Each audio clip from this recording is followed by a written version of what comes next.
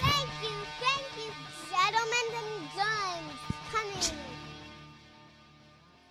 You got to respect the fact that I'm dropping podcasts every single week, posting vlogs on my YouTube channel. Find my YouTube channel at bertbertbert.com and subscribe. Subscribe. I'm 42 and I'm saying subscribe. Like me. Post me. Share me. I'm a little under the weather, only because it was my birthday yesterday and the girls threw a surprise for me. They got owls, and they had owls come to my house, and I had owls everywhere. I don't know if the surprise was more for them or me, but we had a live animal show with owls. It was a blast. I'm in Dayton this weekend, Irvine in a couple weekends. Go to bertbertbert.com, get some merch, subscribe to my YouTube. Just go to bertbertbert.com once today, just once. Subscribe to my YouTube channel and check out my videos. I'm posting vlogs, and I like notes. I do. I sincerely do. Not bullshit dick ones, but notes of like, hey man, you could have left out that part, because I don't know. I'm not an editor. And I'm learning. Check out my 3 vlogs, see if they've gotten better. I think they have exponentially. I've taken out my speaking. Anyway, that's that. Today's guest, a hilarious comedian. I ran him to the airport. I ran into him at the airport in Phoenix, and he called me out in the funniest fucking way possible. And I feel like I have connective history with him. I feel like in a weird way my success is due to his success. And I'll tell him about it. He's hilarious. You might know him from his Netflix. You might know him from his Netflix special or Last Comic Standing. Ladies and gentlemen, Chris Porter. This is Bertcast. Check 1, 17. That's you. That's 23. Me. Perfect. That's 31. Perfect. Yeah. I was saying the thing that I'm like obsessive compulsive about media right now. Like man, my mind was really blown by these fucking vloggers. Yeah. Yeah. It's like I've been in television production for so long that I thought that was it, and I was like, where's everything going? And then recently, I've just gotten attached to these 2 vloggers, Casey Neistat and this guy Ben Brown. Yeah, and they put out some pretty cool, pretty interesting shit. Like how sometimes you get depressed on the road, and you'll be like Sunday, and you'll be like, like this is gonna sound really maybe narcissistic or whatever, but like a hurricane's coming through, and you end up like it's about to touch ground Saturday. You go to 2 shows, then you come back at like 2 a.m. You turn on the Weather Channel and you sit there and you're like, God, I hope they're covering the fucking tornado, or the hurricane. Oh yeah. That's when the Malaysian flight went down. That's all I watched for 6 weeks. I'm so glad to know I'm not the only one that almost like I get it itches an emotional need of mine of some sort. Well, especially with the Malaysian thing, like we fly so much. Yeah. So to the idea of you can definitely empathize with that, like that idea of being on a plane into nowhere and what's going on, especially before they figured out, all right, it's in the middle of the Indian Ocean, especially when there was that week or 2 where they're like, someone might have this plane. Yeah. Like, you're just like, what is happening? And so, it just gives you and it's like sports in that way. Yeah. Like, it just gives you something to hold on to, I feel like. Yeah. I'm one of those people. I was saying to my wife today that I have, maybe I don't have a connection with reality, but like when JFK's plane went down, yeah, I literally was thinking. Oh, you mean JFK Jr.? Yeah. I was like, I should get a boat and go look for him because I bet he's still treading water. Like in my head, I believe that. Really? Oh, I am one of those people that I go like. That's one of the problems that if one of my children ever, God forbid, anything ever happened to them, I'd be like, I'll never stop looking. Oh yeah, because I believe in miracles. Well, just so you know, he wasn't. He wasn't. He was in a couple of pieces. Yeah, he does. I wonder, I think about plane crashes a lot, and I wonder how you die. Well, JFK died because he was upside down, thinking the ocean was the sky. What is that? How he died? Mm-hmm. He thought he was upside down. He got. How is that even fucking possible? Well, when everything's blue, especially like dusk and stuff, like I would think at one point you would just spit and see which way your spit was going. Yeah. And be like, okay, that's down. But JFK, I guess, when you're a Kennedy, you don't spit. Yeah. So, or just something to figure out where gravity's taking things. But if you're just using your visual, especially when you're facing forward, the horizon can become very blurry at certain times. And it was about dusk when he. That's crazy. And he was flying with a broken fucking foot. I was thinking about taking flying lessons this December. It's odd. If you can do it, do it. Only because I have a really bad fear of flying, still to this day. You were fine on the plane I saw you on. Little. Oh, yeah. Yeah, I like to have I've always have a couple cocktails before I fly. A couple? Yeah. Oh, not just one. Not just one. Oh, okay. No, one's fucking, what's that? Well, I was that's just pissing on a forest fire. I have a couple. It's so funny. When I saw you, I was like, I wonder if you got high before you flew. I did. Yeah. I got high before I do anything, just about. Really? Yeah. When was the first time you smoked pot? I was 19. I was a late starter. Really? Yeah. Do you think that's why you like it? Because you started late and you got to embrace it without terrible fear of like breaking your brain at 13? I think that's why I can do it and be productive. Really? Just because, and that's what I tell kids, that come up to me and, especially with the Netflix thing out, you start to open up to that younger demographic. And so it's like you got kids that come to the shows that they can, and you're just like, I'd love to get high with you. And you're just like, man, no, don't do it.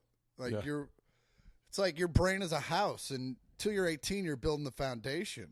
And you don't want if your foundation's fucked up, you're screwed. I fucked up. I think I fucked up my foundation when I was 14. That's when we started smoking pot. And I definitely had two instances where I thought I was losing my mind. Dude, we're in your man cave that has 2 flat screens. You didn't fuck up at any point. By the way.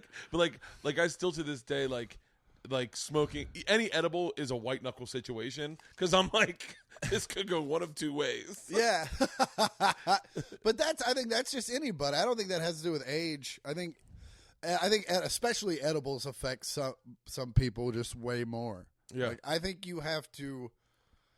Like the edible thing, I do it because I've smoked so much that edibles are like that next move. Like if you're going to go see a concert, it's edibles? No, an edible for me is usually I'm on the couch. Really? Yeah, I'll do a little bit of an edible if I don't think I'm going to smoke for a while. And I'm going to a concert or something. Yeah. I wish I'd done me and John Huck forgot to eat our edibles before we went to Seeger. And then we got in there, and it was the most Nazi regime doing security. They asked us if we were smoking weed, and we actually weren't.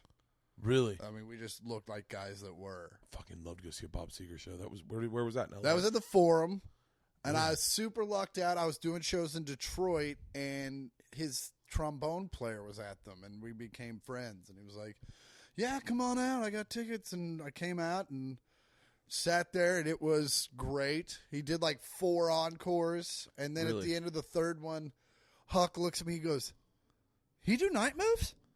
I go, "He didn't do night moves." Here he comes right back out. Shut the fuck One up. more encore, night moves, show's over. Oh, it was great. And then I was talking to the trombone player afterwards. I was like, we're backstage. I was like, so, where's Bob? He was like, that dude walks off stage, gets in a town car, gets on his plane, and goes to whatever house is closest.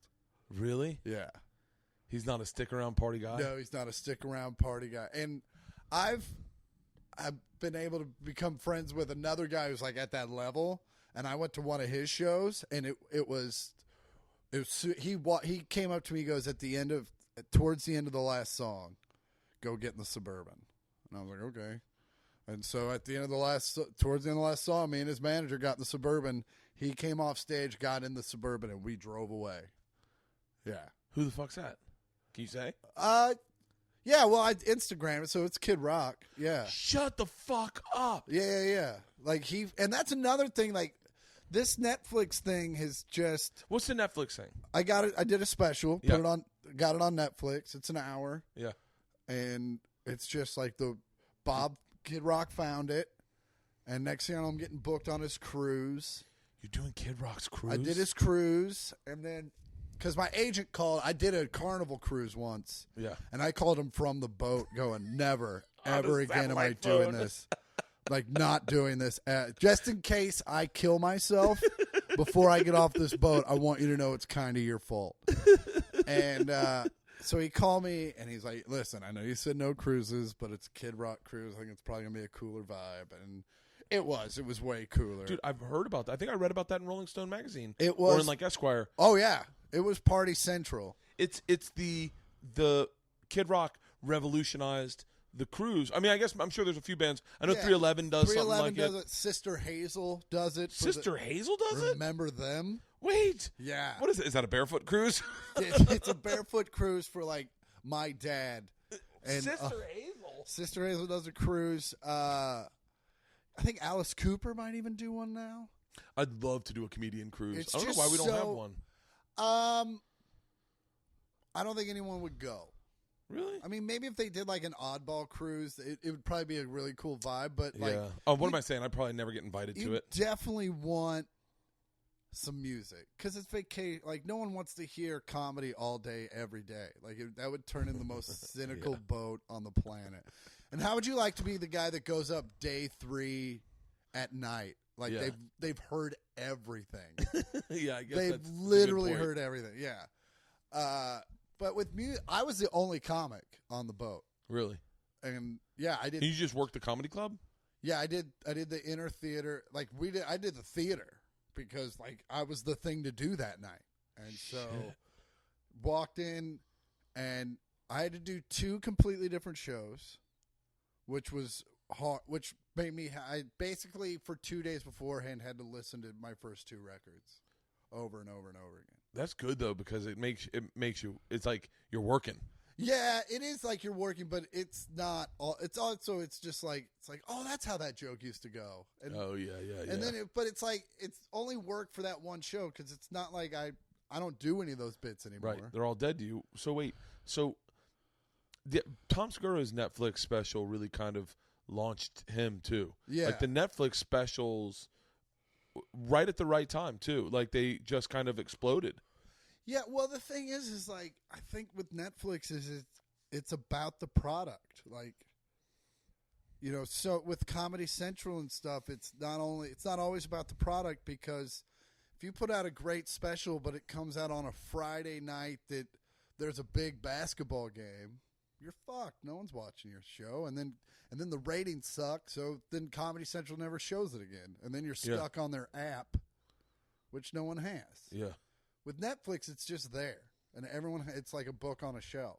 And they can come and grab it. It's one of the top 5 usually. So people look at comedy and they go, oh, I haven't seen this, but it's up there. It's rated, got 95 stars or whatever. Absolutely. And that's how Kid Rock found me. He was like, I saw the cover of your photo. You look like a guy who'd be in a band. So I played you. And the first 5 minutes got me. So, so I booked you on the cruise. And then we just kind of hit it off. And now I do a bunch of his events. That's so fucking cool. And now now he's just a buddy. I was explaining to Georgia, my oldest, we walked today. Yeah. She said, who do you have on the podcast today? I said, Chris Porter. She goes, who is he? I said, it's interesting. I said, he's very instrumental in my career. I don't know if you know this. Maybe I've told you this. I haven't told you this? No. I said to her, it's a time. I'm about to negate all of that because I'm going to tell. And I'll tell you that right now. But like, I said to him, I remember when right after you did Last Comic Standing 4. Yep. I just had Isla. I was not headlining. I was featuring. Yeah. And me, Tom Segura, me and Ian Bagg used to do headline Brea like every Tuesday night. Yeah. We'd switch off and then tag team a lot of the nights. And one night they called up and they're like, a guy named Chris Porter's coming into headline, but he's just showcasing. So we're going to have him do like 20 minutes, 30, 35 minutes, 30 minutes. Yeah. And they're like, but we've sold tickets to the show, so we'd like to have another comic co-headline with him. Do you mind going last? And I was like, sure. So I walked in, knew nothing about you. Yeah. Nothing at all. I don't know if you remember this show. No. Me, Matt Fultron, and you. That was it. Fultron did like 10. You did 30. Destroyed. And everyone was there to see you. Your agents, your managers, Hartman, Aaron. Oh, yeah. Everyone was there to see you. But I didn't know any of that really. All I knew is that I was like, what the fuck's... everyone doing here? And Voltron's like, it's Chris Porter. I go, who is he? He's like, yeah, he's on Last Comic Standing. I don't think it had aired yet, but you were getting ready to do a co-headlining tour. So I sat in the back, and I was jealous. I was like, you were young, you were funny as fuck, you seemed super confident on stage, and things were happening for you. Like everyone was coming to see you. And I was like, motherfucker. I remember sitting in the green room going, how do you, I was telling Georgia today, I go, it's very difficult as a comic when you are jealous because you watch people succeed, but you can't help but respect them being talented. Yeah. I said it's a really weird muscle that flexes because you go, I'm laughing. I can't not laugh. Yeah. But I want to be in his situation. Yeah. I want things to happen for me. She said, what happened? And I said, well, he got off stage and he did a tour. He's a very big comic now. But I said, but that night, Aaron just happened to stick around and see my set. And I said, I didn't get offered the kind of money Chris got, but I said I got offered 13 dates because of that one show. Wow. And so for just kind of shutting your shit down and just going like, I know these are emotions I'm having, but I need to be grateful for the opportunities I'm presented with. Absolutely. And I said, and she said, are you jealous of him now? And I said, no, I'm very proud to call him a friend. Like, I love him. Every time I run into him at a concert, I catch up with him. And I said, I look at him as like a very positive light in my life, because had he not gotten on Last Comic Standing, had he not gotten given those opportunities, I would have never gotten my opportunities in life. I said, I really find like a connection in our careers. And then you tell me that Creed Rock stuff, and I start going, I'm jealous again.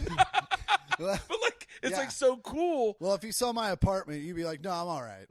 No, but it's like, it's so cool when like when you see guys that you respect, that like, then you see people that are like celebrities going, oh, I fucking love their stuff. And you're like, it makes you feel like you're on the right path. I go, I knew good comedy. It's good. But and it's also like, it's good to be, for lack of a better word, competitive. Like, I see my peers, like Eliza is one of those people. Like, Eliza and I are best friends. Yeah. And I love her to death. But it's like, I'll be driving down Beverly and I see a billboard of her. And I'm like, oh, all right. That's okay. I need to go home and write. I need to, exactly. Yeah. I need to get that shit done. Because it's out there. Not that I think just because Eliza does it that I can do it, but I just know because we're peers. And it's like, that's where I need to be. Dude, and I'll say this, and I've said this to Tom Segura. Tom Segura, when I was young, I was featuring for Jay Moore. Tom Segura came in and started hosting. So it was like, you get that hierarchy of like, I'm above him, he's below me. Yeah. And then Tom's Netflix special came out, and we both did Philadelphia. He did it the weekend before me, and I did it the weekend after him. And he sold out all his shows a week in advance. And I remember going, I wonder how mine are doing. I pulled in on Thursday, and they're like, your Thursday is a little light.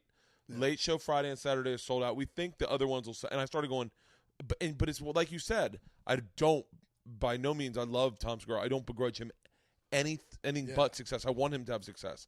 But I start going, that next week I had to do Baltimore, and I was like, Bert, you need to get on your fucking game. Absolutely. You've been slacking. You need to fucking work on this next hour special I'm doing. I'm like, I need to work on it. I need to make sure it's fantastic, because let me tell you something. Everyone else has been inspired by other people. And like you said with Eliza, and you're like, I need to fucking get on my game. I need to do the best I can. On that same token, there are definitely people out there that when they get success, you're like, what the fuck?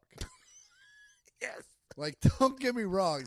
I don't want you to think that I'm a perfect person and that everyone has success. And I'm like, good for them. And they deserve it. No, there's definitely some people out there like, are you fucking kidding me?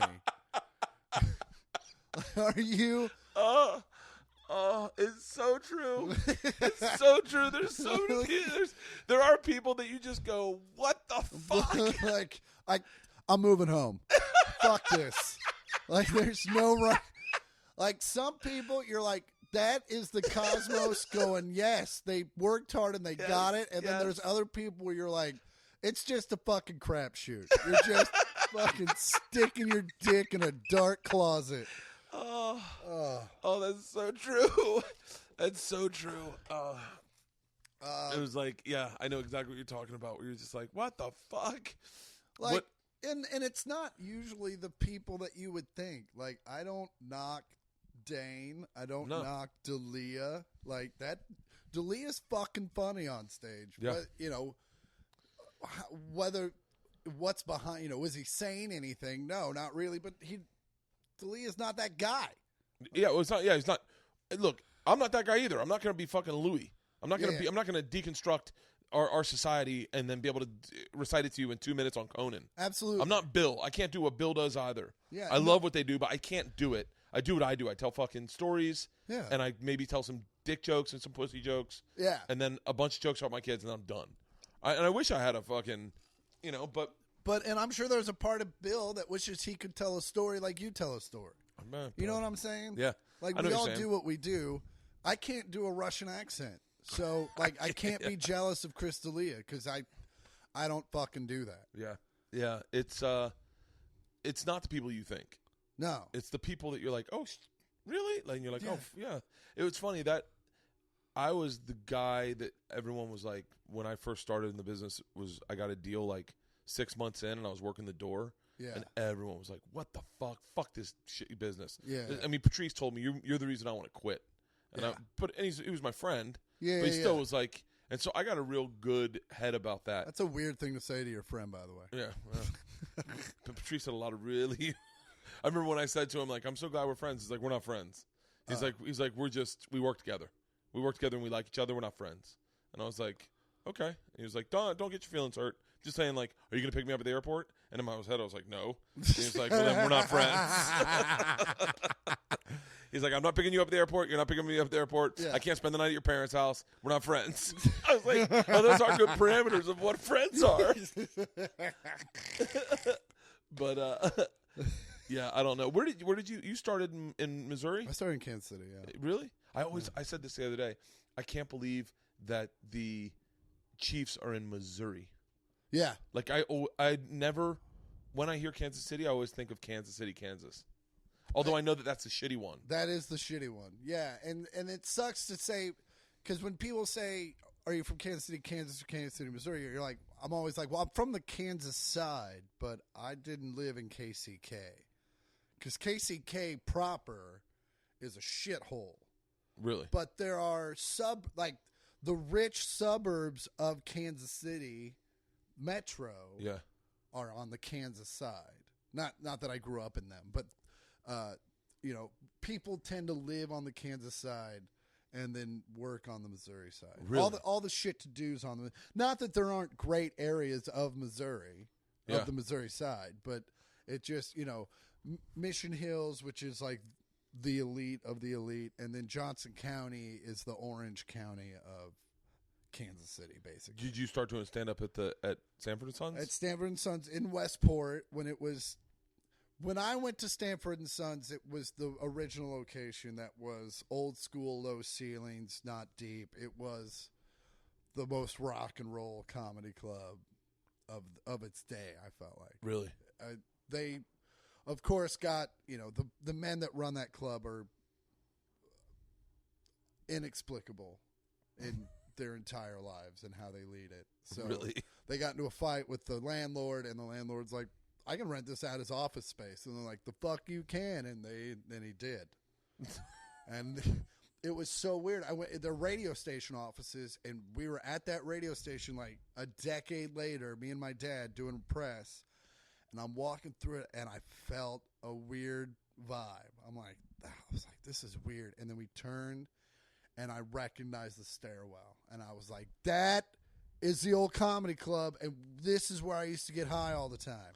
Shut and up. My dad's like, he's like, you're right, this is it. And and I even walked back. I was like, oh, shit. Wait, who started with you? Is there anyone that I know? Justin Leon, Tim Gaither. I know Tim Gaither. Emery was like he ran the open mic, and he really was, he manifested this great environment where people would show up literally hours before the open mic, and we'd write, and we'd go over bits in front of everybody, almost like a dress rehearsal, and people would throw lines at you and stuff, like everyone at the open mic. Really? And then afterwards, they would have a pro in the back or a guy that was just working the road. Yeah. And he would take notes on everybody. And the amateurs, you could take what he said and tell him to go fuck himself, but it was just like, hey, man, this is what I saw from your thing. Motherfucker, what a So it was like this really great environment. And then Emery left and he handed it off to me, and I was too young to deal with. I didn't realize what it took to like run a room, and I think that's why I'll never do it. Like I've never booked a show out here. I'm horrible at that. And it's just like because people are children in situations like that. It's not even about comics. It's just people in general are children in that situation. So then I handed it off to another guy. But yeah, that's how the open mic was in Kansas City for years. Was very like, come in, let's get it done. Let's make this show funny. And for a while there, we actually got quite a draw. But then, like anything, it fades away. But. And then you started doing the road right away, right? Yeah, well, it was. I mean, that you had to in Kansas City. It's not like there were multiple clubs, so you would do the club, and then, luckily geographically, Kansas City's literally center. So, Omaha, Oak City, Wichita. There was 7 or 8 city towns that you could go hit up and that had comedy in them. So you and your boys you'd put 4 of you in a van and you'd drive up there, and one of you'd stay sober enough to drive home. Shut the fuck up. You were the guys. Your generation was the group of people that had passion for comedy but didn't feel the need to move to New York. Started comedy and did the road. There's like I just remember Tommy Johnagin is probably your age, and him saying how many funny guys were on the road. And I'd lived in New York and L.A., and I assumed you were only funny if you lived in New York and L.A. Yeah. And then all of a sudden, a bunch of you guys showed up, were like into L.A., but like seasoned. Like hard, like 20 minutes for you was destructive. Yeah. Well, I mean, that was because, thank you, by the way. I remember sitting and watching you with Matt Fultron thinking, they asked me to come in and co-headline. I don't know if I can follow this. The road is a weird thing. Like, it's a great place to learn and to hone your craft, but it's also, you get in, it's a one-man submarine, and you can get lost in deep water for years. Like, oh, my gosh, what a brilliant analogy. And there's so many comics that are, there were so many comics that I featured for and that are now featuring for me. Really? And it's not...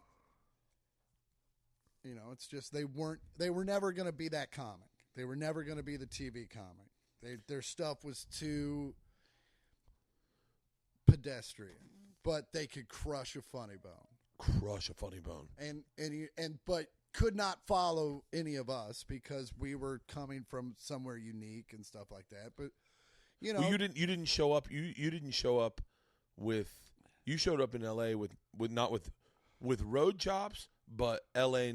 material, like a voice, and perspective. And it was because, like, I kept my eyes open enough to see the pitfalls. Like, you could see the guys that made a shit ton of money towards the end of the '80s, and rode out the '90s, and like it was over. Like this is all they did. They, some of those guys didn't have a place to live. Like, they were just on the road. They lived in comedy condos. And, like, you just, even at 19, that did not look fun. Yeah. Wait, how old were you when you started? I was 19 when I started. And, the reason we did the road so much, at least I did the road, was I was like, I'm going to stay here until I'm done with Kansas City. Because I saw so many people get 7 minutes, crush an open mic, move to L.A., and be back in 4 months with no money. And never the same. Never the same. It's so interesting. I moved, I did stand up one time. Yeah. Thought it went amazingly, and then moved to New York. I was like, fuck it, I'll figure it out. Yeah. But that's the kind of person I am. If I had stayed in Florida and done stand-up, I never would have left. I would have never fucking left. I'm a guy that once I get comfortable doing something, I have a hard time getting uncomfortable. Well, that's just the body's natural reaction to want to get the fuck out of Florida. I think so. I was just there for 2 weekends in a row. Your body eventually just goes, something needs to make us leave. Florida's such a weird fucking place. I don't think I ever realized it growing up there, but I go back now and I'm like, oh, this place is so confusing to people that didn't grow up here. And if you go to different parts of it, it's like if you figure out Tampa, well, good for you because you're about to see Fort Lauderdale, and it's a whole different fucking mess. And fucking Live Oak is different than Jacksonville, is different than Orlando. Is Jacksonville's not Florida. That's South Georgia. Let's get real. And then you go to the Panhandle. Oh, man, there's so many. Oh, the Redneck Riviera. It is such a confusing fucking place. But the place I feel most comfortable is the Panhandle, and I think that's the Kansas boy in me. Yeah. But I go to the Panhandle, I'm like, this actually makes sense. It was so funny. I think we got pulled over in Florida. I don't remember how this story goes. I was just there, but we got pulled over in Florida, and we were drunk in the car. The guy driving was sober. Everyone was being loud, and I was like, guys, listen. And by the way, I'm a big fucking loud drinking guy. I was like, everyone pull this shit together. We're in Florida. Things are very different here. Yeah. Like if we let on to the guy that we're drunk, we might go to jail. Yeah. Like everyone, and they were like, what? I was like, no. Everyone shut the fuck up. No one be smart. We're in trouble. We've earned this. Yeah. We're going okay. But it really is a very fucking different place. But I think that like I moved to New York and then established a New York voice, then moved to L.A. and had to figure out an L.A. voice. Yeah. And then it wasn't until I did the road that I figured out my voice. Yeah, and that's the thing is like you have to mix them. Yeah. Like I watched Greg Rigel, who's a killer comic in New York, come to South Bend and do his New York act in front of South Bend, and the first night just fucking struggled. Yeah. He didn't eat it. They paid attention, but no one really laughed. Well, and then by the end of the week, he was doing his old road stuff, and it was working. And it was just because it was like, the stuff he was doing was very New York-y stuff. And it was just taxi cabs and subways and walking. Yeah. And Puerto Ricans. Even if you know what people in South Bend are aware that there's an invention called a subway. Yeah. And that they're prevalent in New York City, but they can't relate to it. There's no connection. I remember coming out to L.A. and the big thing when I started in New York was like talking about Puerto Ricans. I remember. Can I just stop and say one of my favorite moments of our relationship was we were at the Improv and you came up and you're like, "What are you writing about lately?" And I was like, "I'm writing. I think I'm doing a bit about bras at this point." He goes, then you said, "Man, I just can't stop writing about black people." I fucking. To this day, one of my favorite moments at the Improv. Man, I had a period where that is all I could write about. That's all I could fucking write about. And and I gotten so fucking good at it that I would write things that would only make black people laugh and white people didn't understand. Yeah. And I was like, I had like tapped in, and then I was like, and then one weekend I got in trouble for a joke I'd told, but it was innocuous. But the person that heard it didn't like it, and they got upset. And it was fucking. It's such an innocuous joke. I go, you want to hear something racist? They don't make baby powder for black people.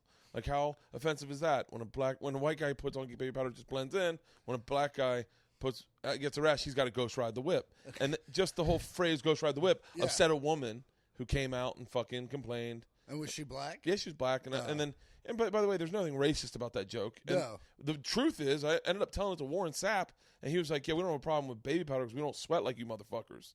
He's like, "Every time I got to hug a white guy, I feel like I'm hugging a dolphin." But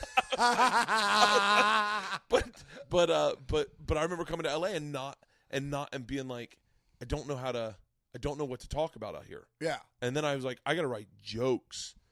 And I have to write jokes. In New York, you just get up on stage, and there was in the clubs you work downtown in the Village, there were always so many Puerto Rican people that you could just talk about. Rich Voss was fucking amazing. Yeah, he's like, you want to know the difference between a Puerto Rican and Dominican? Socks. Like fucking Voss was like he was so good at it. Yeah, and Norton and Bobby Kelly and fucking Geraldo, they just had so much. They just go on stage and just make it up. And I remember I had to host for Drew Carey, and I was like, I didn't have any jokes. Yeah. Like, no, like, set up, like, hi, my name's Bert. Yeah. Boy, Uber, huh? But Subways, you're right. Like, Greg Rogel, I had a ton of Subway jokes. Yeah. And they knew what a Subway was, but they weren't like, it wasn't like on the tip of their tongue the way it was to New Yorkers. Because you have to have, that's what makes people laugh is like when they look at like it's so true. Yeah, like, that's where you get the big laughs. Like is when they relate. And it's like, yeah, maybe I was on a subway once 3 years ago, the last time I was in New York City, but it's not a thing. And you tell a joke, I'm like, yeah, oh, okay. Yeah. But it's got to be more, but Greg's a hilarious comedian, and he started doing the jokes that he knew would work. And the thing was, once he got him on his side, he could go back and do some of the New York stuff, and it would totally blow him away because they would be with him. Yeah. But when you're just up there, and you're in Indiana, and you come up and you got a New York accent, they're already kind of like, this motherfucker. Yeah. And then, but once you get them laughing, it's like, this boy's funny. Yeah. I like this boy. Well, then you start telling some weird New York jokes. It was like, yeah, I've been there once. Oh, yeah, you tell it like it is. Yeah. So. No, wait, did you go featuring to Funny Bones, to Last Comic Standing, to then touring Funny Bones? Yeah. Like, I was a feature, and they knew I could headline. So I ended up working with a lot of, like, I used to open for John Witherspoon, Tommy Davidson, and Ari Spears pretty much all the time. Really? Because all the white comics brought, and I opened for Earthquake once, but that we've been friends. Oh, I still owe him a phone call. Shit. But yeah, I opened for a lot of black comics that wanted white openers. Earthquake's got, by the way, I'll tell you this very quickly. Earthquake's got a connection in my history as well, a very strong one, because we did a showcase for ICM. Earthquake was with ICM, and he went second in the showcase, and none of the white comics would follow him. None of them wanted to follow him. Yeah. And I remember I had a joke. I only had one joke. That I had an opening joke. That was, my name's Bert. Hot, sexy name. What do you do? Porn. It's the last thing you want to hear during sex. Bert. Yeah. And then I remember if I could do that joke, if I had a black person in the room, I would say, call me that person's name. So Earthquake goes up and destroys. Everyone's scrambling. No one wants to go on after him. And I knew that if I told my joke and said, call me Earthquake, the fucking room would explode. So I'll go after him. And I ended up getting a deal out of that showcase. Nice. Because I followed Earthquake. And to this day, I still think, every time I think him, I think fondly of, like, that guy. It's his success that got me successful. So you opened for Earthquake? I opened for Earthquake in, like, I think at Wiley's. Yeah. It was like one of the. You just opened with black comics because you were crossover funny. I was funny, and I wasn't afraid of black audiences. Yeah. Like, I remember the Earthquake shows being super funny because the host was marginal, and then. So I would just go up and, like, make fun of him a couple of times, and they would love me. And I remember one time this dude showed up, Saturday night, dude showed up, like, ready for church, like, 3-piece suit, whatever. Yeah. And it was loud. And it was right during the Pimp My Ride thing. And I'm like, give it up for John, everybody. You'll see him next week on Pimp My Suit. PlayStation's in the pants. And it was just there was only one. I think the Sunday show didn't go so great because it was the older black folk. Yeah, and they were just. And I was back then. I was super goofy. Yeah, like I wasn't as, for lack of a better word, angry as I am on stage now. So, like, they didn't really dig the goofy white kid as much. But most of the shows went really well. So and so then you go. So I did that, and then. So, yeah, and then I would headline, like, the Wednesday and the Sunday. Yeah, I did that. Yeah, and, 14 people would show up, and it would be all right. It'd be great. You get, like, a Kevin Pollak weekend or a Louis C.K. weekend who only want to do Friday, Saturday. And you could make $1,000 instead of $700 or something. So it was like, okay, I'm making some better money. And so that was a lot. And then, once I got Last Comic, that solidified me as a headliner for, I don't think you're ever, until you get to Seinfeldian status, I don't think you're ever solidified. Because 2 years of you not doing shit, and you're featuring again. Yeah. So I learned that real quick. I mean, I never went back to feature, but after Last Comic, you're young and you're stupid. You're like, I'm set. Yeah. Last Comic Standing, I did a Comedy Central Presents. I'm easy. Like, I'm going to work for the rest of my life. And then you don't. Really? Well, yeah. Well, there had to be a little bit of cuntiness, and I only say this because I remember there was one club that I worked at in Sacramento, Laughs Unlimited. Yeah. Where they knew me as a feature. Yeah. And they would never see me as anything other than a feature. Yeah. Even when I headlined, they'd say stuff to me like, they'd say stuff they'd never say to a headliner. Yeah. And they just say really shitty things. Not the owner, oddly enough, but like one of the managers just hey, don't mention the wait staff. That headliners don't do that. Like she knew what it was be to have. Yeah. And I was like, wait, what are you talking about? Because that's exactly what a headliner does. Yeah. You have to give them props or credit. So, yeah, it was there. Yeah, there was always the clubs that were just like, hey, look, you're doing pretty good now. But then I kind of had an attitude too. Like I remember going to Go Bananas and signing something like, remember when I was broke and you were a dick? Like, which was true. Like Mikey used to be a dick, and then he grew up, as we all did, and he kind of opened up a little bit and became a little bit more of a person. And then I used to be broke, and at the time I was making a lot of money. So it was funny, but it was like, yeah, I obviously had an attitude about it. But and then wait, what happened? Did you did like one? Did you do a tour after Last Comic Standing? Yeah. With a black dude, right? No, we did with Ty, but we also did like the theater. There were 4 of us that did a tour. That our 8, like there was no real Last Comic Standing tour. Like I couldn't remember what our tour was called. Really? But it was like The Legends of Comedy, starring the stars of Last Comic Standing. Who's on it? Josh Blue, Ty Barnett, and it was just, it depended on what the buyer wanted. Like sometimes it would be me, Ty, and Josh. Sometimes it would just be Josh and Ty. Sometimes it would be all 5. The 5 finalists. There was one show, or a few shows where it was just me and Josh. Yeah. It was just whatever, because it wasn't our tour is the reason there is a Last Comic Standing tour. Yeah. Because we made so much money. I remember going to the roast for the next season, and Pete Angle pulled me aside, and he was like, if I would have known how much money you guys were going to make on that tour, I would have signed you. Really? Because we made so much money on that tour. Holy shit. Like, I remember one month, I made more that month. No, strike that. I made more in a week than I made the year previous.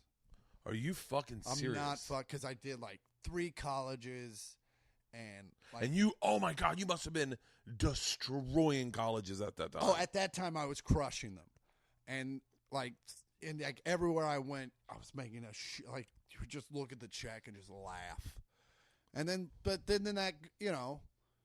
and you think all those people are gonna stay because I put on and. Not only that, during the tour, I was doing 20 brand new minutes that was crushing. Yeah. To kind of let the audience know, hey, keep coming to see me and I'll keep putting on good shows. Yeah. But like anything, the Last Comic Standing crowd is more of, there are comedy fans in there, but 70% of them are just that American Idol vibe. That saw you on TV, want to see you. Saw you on TV, they want to see you live, but they're not going to come see you at a comedy club. They probably don't even know there's a comedy club in their town. Really? Yeah. And also, it pays to win. Like, it's really weird how, look at all of the win, except for Ralphie May, who should have won. Yeah. Like, all the winners are way more known than the losers. Is that almost like a blessing in disguise though? Yeah, I kind of think so. Because isn't it cool now where like I almost guarantee that when Kid Rock discovered you, he never heard you on Last Comic Standing. Oh no, never, and that's fine. And it's definitely a goal of mine to get to a point in my career where people are like, oh, and he was on Last Comic Standing. I wanted that to be like that for the Rolling Stone article and the Van Wilder shit. I and I think it is. Yeah. But it always bums me out when people bring that up first about me. Yeah. I always want to go, no. It's comedy first. Yeah. Television second. Wrote a book, podcast. Yeah. I did a lot of other shit. Yeah, I actually did nothing about the Van Wilder shit. Like that just happened to me. Like I don't even want that. Like, but I listened to some guy this weekend talking about me as I was taking a picture of somebody. Yeah. And then someone was like, "Who is he?" And he just described me as the fucking Van Wilder, and I was like, "Ugh." Like, but everyone's going to connect with the thing they connect with. You can't stop them, and the fact that they're connecting at all is fucking fantastic. Yeah. But it's just weird how we micromanage it in our head, Like, no, I want to be a comedian. Comedian. He's a comedian. The best comedian I've ever seen. Sir. So, but yeah, and then last comic, that whole phase ended, and then the economy crashed. So everybody's money, everybody across the board got writer strike, then because when the writer strike hit, all of these comics that were, everyone took a step back. It seemed like all the movie stars started doing TV, and all the TV stars started doing clubs again. Yup. And so I remember my deal. I'll give you exact numbers. I was making $2,000 a weekend at clubs. Yeah. To headline, and I had maybe 23 clubs I worked. Yeah. And then right when the economy crashed, I remember where I was sitting, and I remember they called and they said, "Listen, they're offering you the same amount of clubs, but they've brought it down to 1,500. Yeah. The economy's doing hard." And I was like, and they're like, "You can take it or not take it. Yeah. The deal's not changing. So you not taking it's not going to fix that. Yeah. So you can either have it or not have it. We're just being clans." I got the same speech, except I was making $3,000 at the time, so it was like a huge hit. Yeah. And I remember, I also remember being on, and I remember calling Todd Leinenbach and just being like, "What's the deal?" And I didn't get the same number of clubs. Like I got they're offering you 8 clubs and it's $1,500 a piece. And it's just like, oh, so I need to go apply at some Radio Shacks. And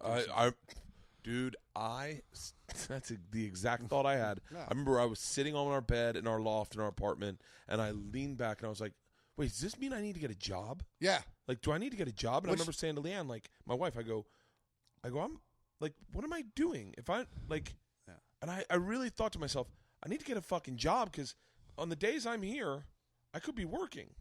And then my wife's like, this is the fucking greatest wife in the fucking world. She's like, "No, the reason I have a job is so you can follow your dreams.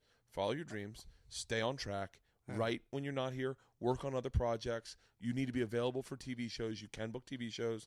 And then I took any pilot. And during this time, I probably did maybe 20 just really just basic cable pilots. Yeah. Where they're like, "We just need someone to stand there, hold up the bunny, and go, in this bunny, fluffy as fuck." Yeah. And do that like 4 or 5 times and talk to people on the street. Yeah. And I was like, $5,000 for a pilot was my rate. I got it to like $10,000 by the time I got to finally to like getting on television. Yeah. It was like $10,000 was a rate for like you could get me for like a weekend to do a pilot. Yeah. But I just did a ton of those fucking bullshit pilots. Yeah, well, I didn't have. Well, see, my agency dropped me. APA dropped me as soon as it got somewhat difficult to book me. Does that fucking make you crazy? Because here you are writing, you're touring the country, Yeah. you are presenting brand new material to all these people, and then all of a sudden, it's just like the people that decide that you're. It's not because you weren't selling tickets; it's they just decide. Yeah. No. Well, the thing was, my agent at the time was all theaters, and didn't know anything, and didn't do clubs. Yeah. So instead of passing me off to someone, they just dropped me. And so then my manager, and then I was signed with a heavy manager, and then I ended up. No one told me. His assistant got promoted, and now I was his assistant's client. No one asked me. Oh. Until I had that happen. I was like, "Hey, I need to talk to Dave about this," and he was like, "Well, why do you need to talk to Dave for?" I'm like, "Because he's my manager." He's like, "No, I'm your manager now," and I'm like, "Oh, no one fucking asked me about this shit." And not only that, something that there should be a word for that because that happens in this business. It's called so bamboozled. And I'm like, and he was a friend at this point, so I'm like, yeah, but he wasn't good. Yeah, like he wasn't. Like I was at a Montreal Comedy Fest showcase, and I was drunk, and I'd done well, and I was doing this thing all the time where, because so many people would tap me on the shoulder. And I would do this thing where I would turn around and go, "I don't like to be touched." And then I'd turn back around and then be like, "Just fucking with you." Right? Yeah. Well, when I turned around, this guy was gone. And I didn't even see who it was. And I was like, "Oh, fuck. Oh, well." So then I go home, and Brian Brian somebody calls me. And he's like, "What did you do?" And I was like, "What do you mean what I do?" He's like, "Did you tell somebody not to touch you?" I was like, "Yeah, who was that?" I turned around and say I was fucking with him, and he was gone. And he was like, it was the guy that booked Montreal at the time.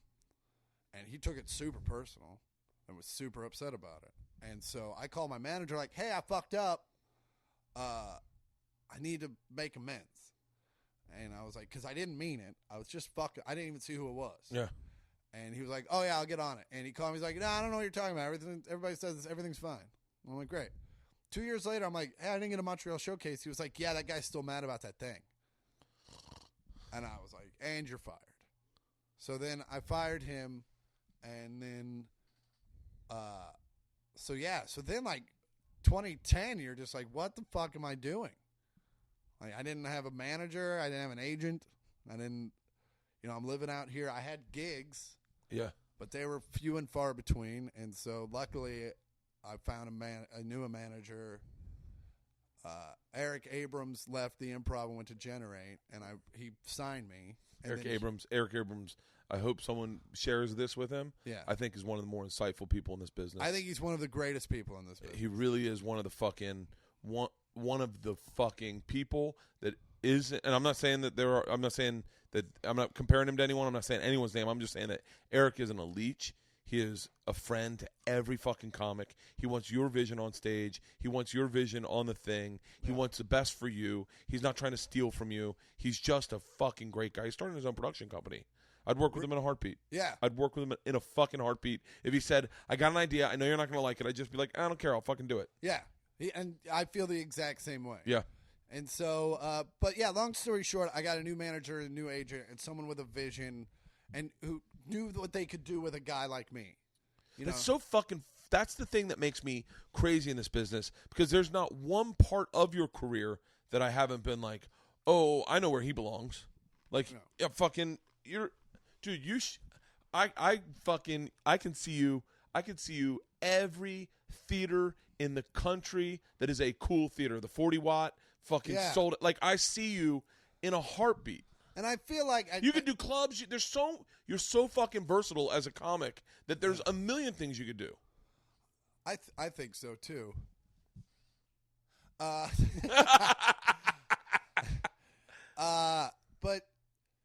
yeah. So, but it was just about finding a guy that was like, "All right, we need to get you a special. We need to get we need to get your voice out there. People need to remember who Chris Porter is and all that stuff." So, because. When the Comedy Central Presents came out, I thought that was going to be another Last Comic Standing. Like, Last Comic Standing first came out, like, literally the next day, I got phone calls like, "Your life's changing, and you're about to make 10 times." Like, the offers I got were literally 10 times the money I was making the day before. And you were just like, "Fuck, this is awesome." So when I did Comedy Central Presents, I was like, next day, I'm just like, that thing is going to be on fire. Let's charge this up the night before. My manager didn't even call to say, "I saw it, congrats." Like, nobody called. You're going to your landline, calling your cell phone. Is it working? It's still working. And also, why do I have a landline? I've done that with YouTube videos. Right, put up a YouTube video. I'm like, still at 103 hits. You know what? I bet the server's shut down and it's not registering. That's how many hits it's gonna get. I've done that before. So it was like, this thing will be ringing. I wonder if I should place it on a pillow. I don't want it to. It's gonna be. I better take the case off. It's gonna need to breathe.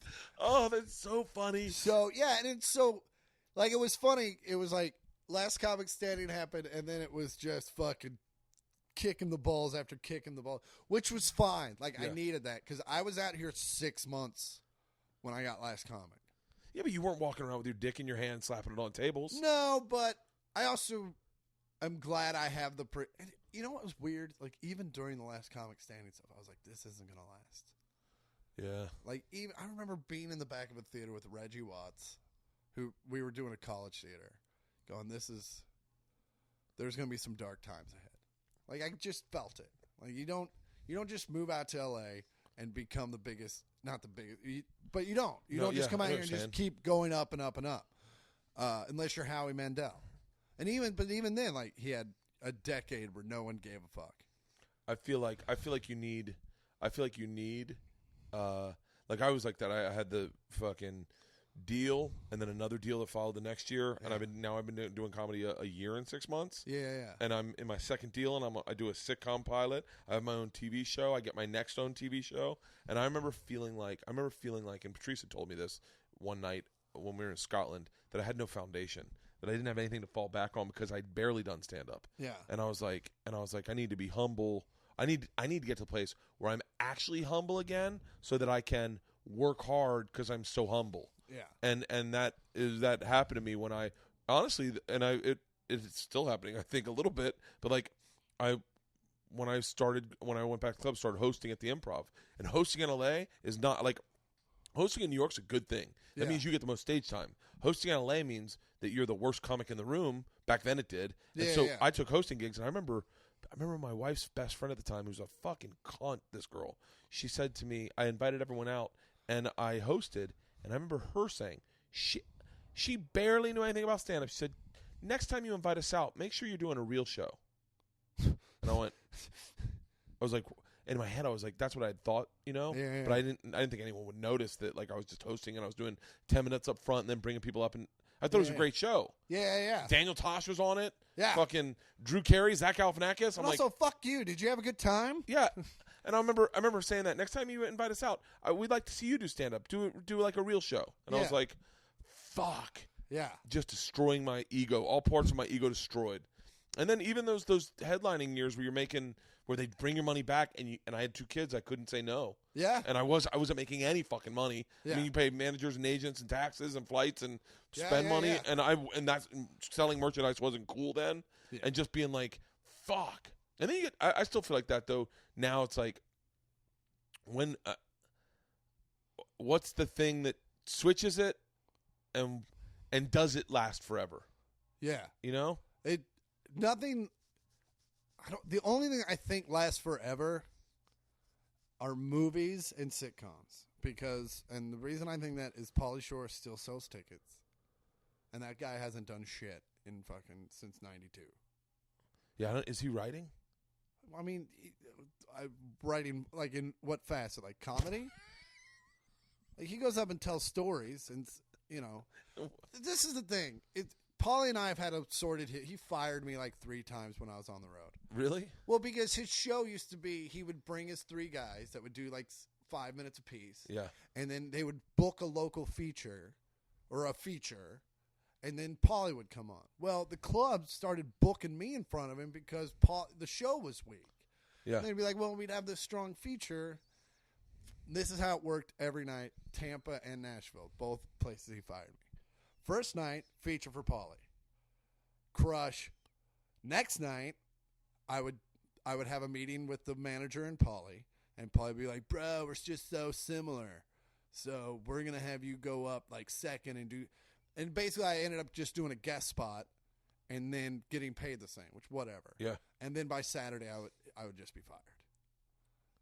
And so then I showed up to L.A., and then I kind of left the Comedy Store alone, and eventually went to the Comedy Store and saw Pauly, and he was afraid of me. Like he would at one point, Pauly Shore walked up to me and goes, "Can I be your friend, or can we just be friends or something?" Because he knew, and we just finally had a conversation where I came to a point in my life where I was trying to get rid of hatred in my heart, and I just walked up to him and I was like, "I don't hate you anymore. I don't want to be your friend, but we're cool." And so we've always been cool ever since. Yeah. But, I don't know why I started telling that story. Well, it's amazing how much it means to a young comic when someone above you, when you go in to work with them, and instead of getting the compliment you were looking for, you get a, "Hey, can you please leave?"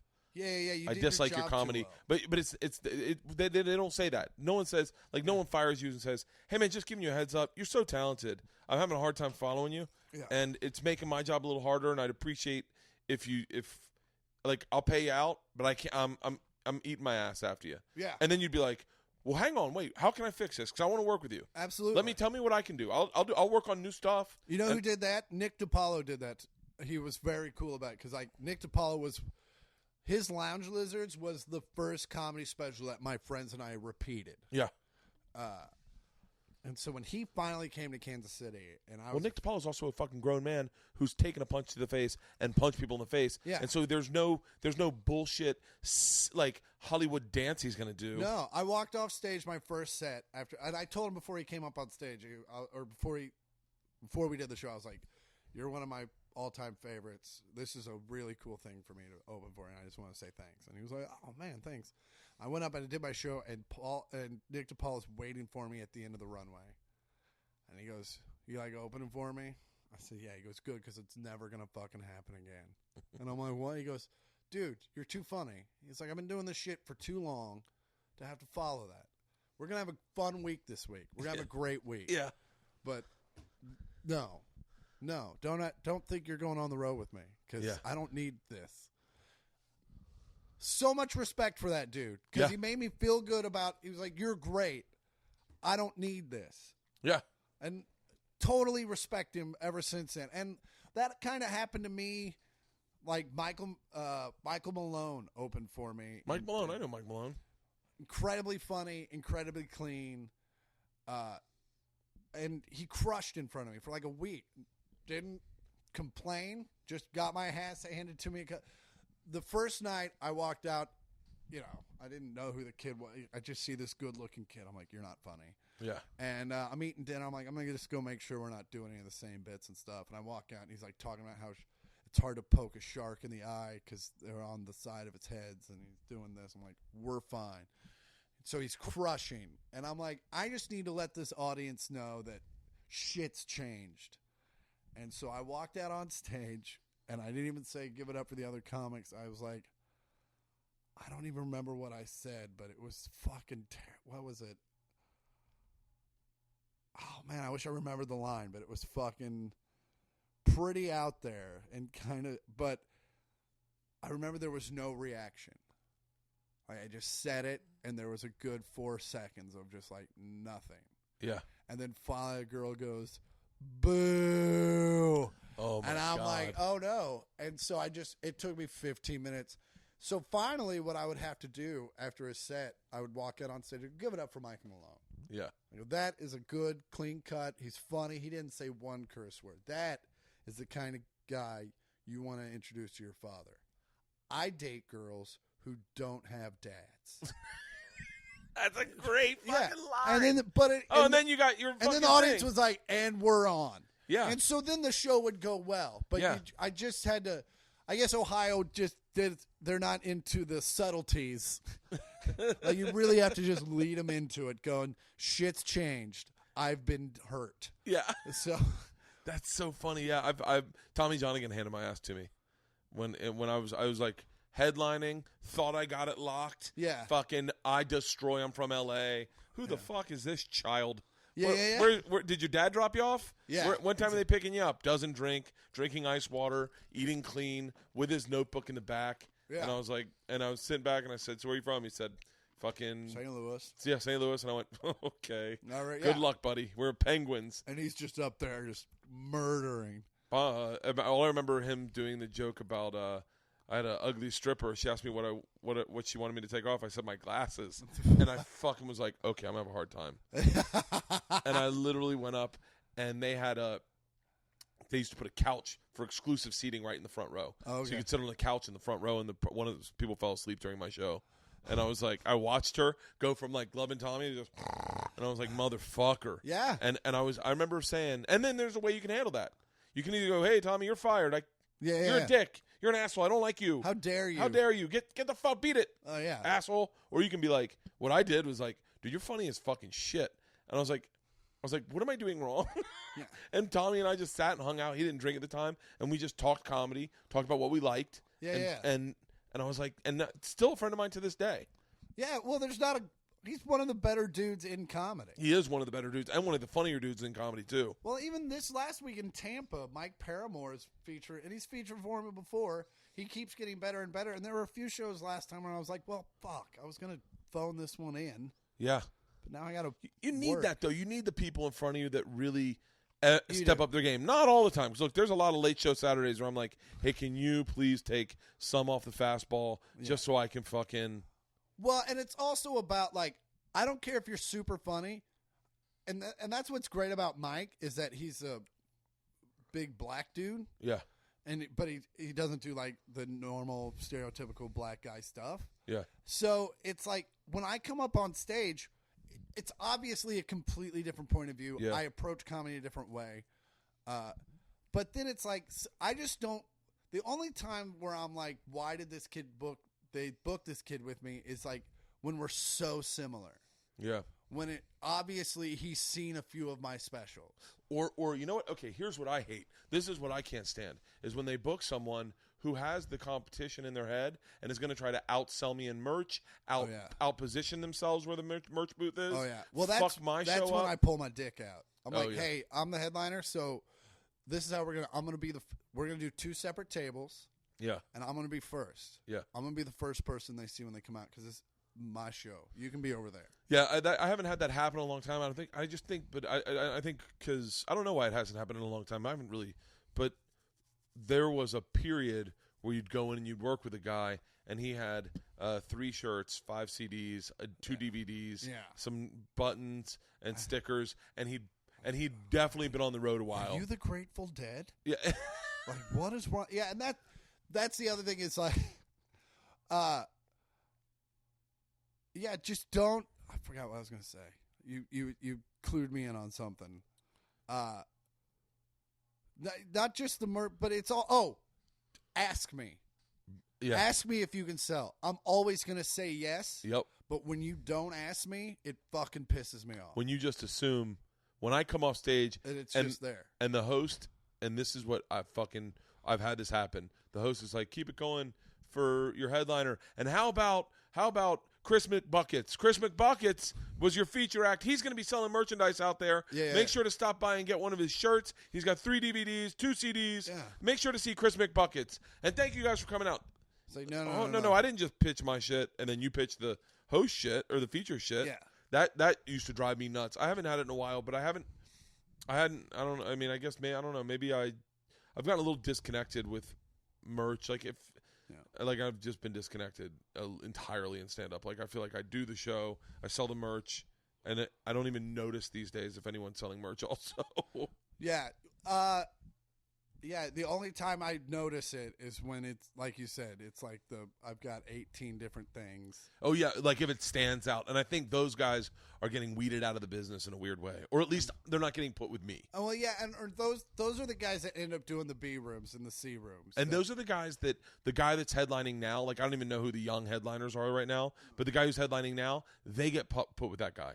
Yeah, like it's those things where it's like these almost like a Predator thing where these mediocre middle acts that used to headline get really fucking pissy. Is there mold in that bowl? Is that mold right there, or are those rocks? Where is that? Right here, right there. Is that mold? It might be dust. It's okay. Not, anyway, sorry. I'm like a barracuda. Anyway, but those are the guys. A Predator. They're like, ooh, put me with Johnny Davidson, the new kid that no one's heard of. Put me with him. What I'll do is I'll blow him away Thursday, and then you'll have me headline on the weekend. Yeah. That guy's got to deal with a fucking nightmare all weekend. Absolutely. And by the way, they're not going to switch you. P.S. I've only been I got switched once, and it was I was featuring, and it was one of Greg Hahn's first headlining spots, and he hadn't really figured out the character yet. Yeah. Greg Hahn now can go into any room and destroy, but this was 10 years ago. Yeah. And he came up, and it was Deja Vu in Columbia, which is a weird fucking room. Yeah. Like, I don't think I would still get booked at Deja Vu if I hadn't started there. Like, with the comedy that I currently do. Yeah. So Greg gets up there, and he does this thing, and they just weren't buying into it. And the next day, like, I walk in, and Greg won't even really talk to me, and the manager's like, "Can I talk to you for a second?" And we got switched, and it took a long time. Now Greg and I are good friends and stuff, but to see Greg now is just I said like a fucking idiot. I didn't even know what I did. It's like one of those things where you fuck up. Yeah. Where it's like where I saw him in Louisville. I was in Louisville and I saw him sitting at a table at my show. And I went, what the fuck's Greg Hahn doing at my show? Yeah. I walk over and go, hey, Greg. And he goes, hey, man. I said, what are you doing? He goes, I was passing through. girlfriend or girl thought we'd come and see your show. And I said, dude, you got to do a guest set. And he's like, nah, I'm okay. I said, no, come on, do a guest set. And he's like, I don't think I'm good. And I said, dude, please just do like 5 minutes. And he's like, all right. And so I tell the feature act, I go, hey, you're not going to be able to follow him. So why don't you go put him in between me and you? As in, like, didn't even realize I couldn't follow him either. Like, he goes up, he does 10 minutes, murders. And literally, I get on stage and I'm like, wait, how do I follow that energy? Like, I literally am like, oh, I've been following feature acts. I haven't followed a headliner in a long time. And he's like, and now they're on his page, and I'm like, ooh, how do I get him back? Fucking drinks the beer on the side of his cheek. You're like, you just walk into it. You're right. You shouldn't have done. Yeah, what the fuck? It's so funny. All right, I got therapy right now. All right. Dude, I fucking love you, man. Love you too, brother. I want to say, by the way, you caught me at the most ego-involved point of my life where I'm trying to get past people to get in the first class. And this is yesterday at the airport, and just in perfect comedic cadence, fucking Chris is behind and he goes, Bert, we get it. You're in first class. Just get on the fucking plane. It was the fucking best. Oh. Thank you, Chris. Hey, promote something. What do you have to promote? My Netflix special, Ugly and Angry. Hang on one second. Do it. This is for my vlog. Okay. My Netflix special, Ugly and Angry. Yeah. And then I will be at La Jolla Comedy Store the 13th and 14th of November, and Ontario, California, the weekend of Thanksgiving. Fuck yes, man. I appreciate you doing this. Oh, thanks for having me, brother. I'm just fucking, I literally, and I've told you this because I feel like this is true with guys like myself, you, and Earthquake. Yeah. Just continued success because I feel like someday, like, it just that's how the universe should work. Yeah. I fucking love you, man. Thank you. Love you too, man.